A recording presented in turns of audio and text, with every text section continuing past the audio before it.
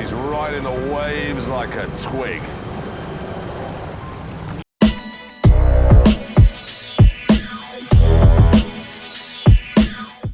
What's up, gamers? I just wanted to let you all know that I've started streaming my SnowRunner vehicle tests, so if you'd like to drop in for a chat or just want to watch someone else get stuck in the mud for a change, just hit the link in the description.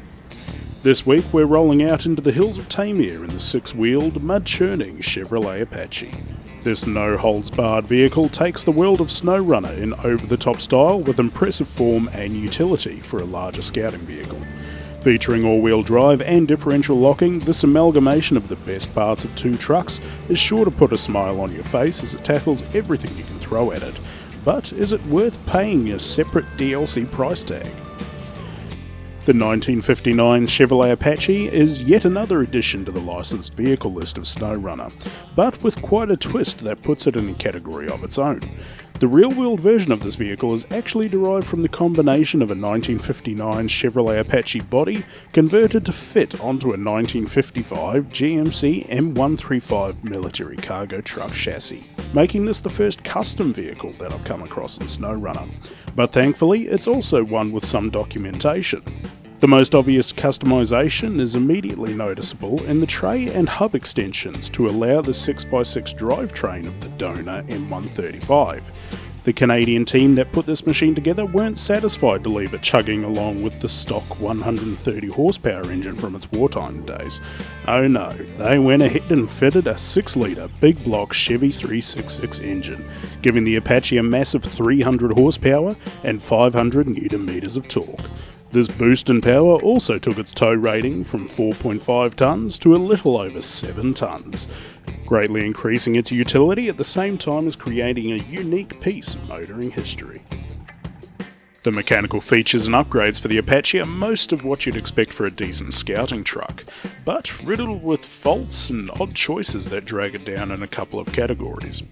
It features permanent differential locking, which is an immediate plus, but all-wheel drive leaves you scratching your head, as with all-wheel drive off, it's a front-wheel drive truck, not a rear-wheel drive like most others in the entire game. The only exclusion I can think of is the Cat 745C.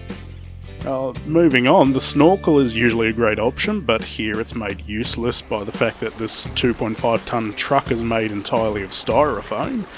The gearbox options are all here, and the SnowRunner gearbox does do a great job of maintaining this truck's ability in rough terrain.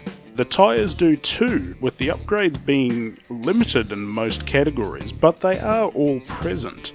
I was most impressed to see the inclusion of the original tyre set from the M135, as I love those kinds of details. But the engine is the most glaring issue of them all, with the best possible rating out of this machine being a B+, with the V8 5.2 litre custom engine upgrade, contrasting heavily against its real-world counterpart's big block 6-litre engine, and even falling well short of the free in-game trucks like the International Lodestar, which really trumps this truck in almost every category when fully upgraded. Yikes. Now, please don't take this as me wishing for DLC trucks to be pay to win, but I would expect them to at least perform as well as what we have already. The only true saving grace here is the ability to add both the roof rack and tray components together, giving this machine superior nighttime visibility thanks to the 360 degrees of illumination provided by its unique roof rack, a massive 300 repair points, 6 spare wheels and 200 litres of fuel, making this truck hugely independent as a scout and as a recovery vehicle. The in-game model is very impressive for the Apache, but it does not follow it to the T. The intricate work around the unique badges and name prints all around the vehicle, the double headlight housings with alternate colour inserts, the hood recess, and the look of the grille are all well and truly on point. However, it is missing the original grille's chrome finish and has also swapped out the grille fog lights for indicators. This may be due to modelling limitations or to reduce nighttime supernova that everyone is familiar with. But this couple of small omissions are made up for by the inclusion of the mud flaps rear bumper and the angled front bumper, both of which are taken directly from the real-world custom truck, which has some great detail elements to see included. Outside of those two options, however, the selection is rather small, especially if you have already fitted the roof rack attachment. In total, there are 4 options for the front, 4 options for the back, and 5 options for the roof, 3 of which will conflict with the aforementioned roof rack. But the cherry on top has to be the paint schemes, featuring an array of bright colours following the original stock patterns, which is yet another great detail inspired by the real-world machine. Ability-wise, this truck is good, but by no means great. Being severely stifled in the engine department, it can end up struggling on some terrains that other Scouts can master simply by having that extra torque or speed. Having said this though, this truck would not be stopped by anything less than the worst conditions possible. This again being mostly linked to its odd floating behaviour in water or in deep mud that the Apache seems to experience. As far as extra utility though, this truck really falls flat on its face.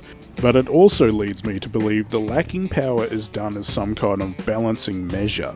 You see, this truck is devoid of a tow bar and cannot connect to any kind of trailer whatsoever. How does that link to a balancing issue, you ask? Well, most trucks in this game have an unweighted set of stats that are heavily impacted the moment that a load or a trailer is introduced, usually with a penalty to the power to weight ratio, but gains in traction on the rear wheels. The Apache doesn't have to deal with any of that, and so it gets saddled with a lesser stat set designed to keep the truck moving, but not making it overpowered. The issue is, if anything, it's severely underpowered because of this balancing act. Overall, the Chevrolet Apache is a mixed bag of the good, the unique, and the ugly. The good being its ability to basically do everything you ask it to and provide other vehicles with its mobile repairs ensemble. The unique being its inspiration and several unique modifications that set it apart. The ugly being basically everything from its lacking power to its inability to sink even though it weighs 2.5 tons. So, to the question at hand, is this 6-wheel drive, custom-built, fun to drive but not that great in all situations truck worth the one-off price tag as a DLC item? No. While I thoroughly enjoyed my time driving it and will probably go back to it for a few runs every now and again, I can't recommend it when trucks like the Lodestar are much more fun to drive and still outperform it in most categories. So if you've enjoyed getting behind the wheel of this massive 6-wheeled scouting hybrid pickup truck, or just want to see more SnowRunner content, please consider subscribing and sharing this video. Have an awesome day and I hope to see you all in the Rift soon.